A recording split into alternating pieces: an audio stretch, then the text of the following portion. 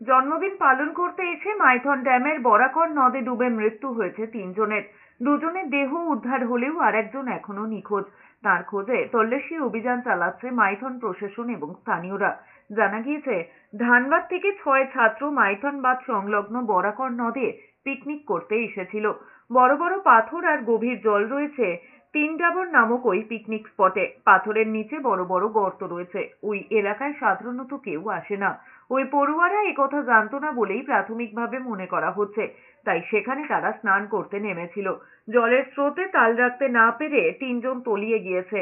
বাকি তিনজন ঘটনাস্থল থেকে পালিয়ে গিয়েছে। ডুবে যাওয়া পড়ুয়ারা তাইয়াব জায়েদ হোসেন এবং যুবরাজ সিং ধানবাদ জেলার ওয়াসিপুরের বাসিন্দা। কিভাবে প্রশাসনের নজরদারি এড়িয়ে ছাত্ররা তিনডাবুর এলাকায় পৌঁছে গেল তা নিয়ে উঠছে প্রশ্ন। 6 लड़का था। 6 लड़का जो है 6 लड़का अपना यहाँ नहाने आया था, जिसमें से 3 लड़का जो है डूबा है और जिसमें 3 लड़का यहाँ से भागा। जो हम लोग को खबर मिला तब हम लोग यहाँ पे आए। यहाँ पे आने के बाद प्रशासन को खबर किया गया। यहाँ का लोकल आदमी लोग जो है पूरा सपोर्ट किए, मगर अभी तक प्रशासन का कोई भी सपोर्ट नहीं मिला।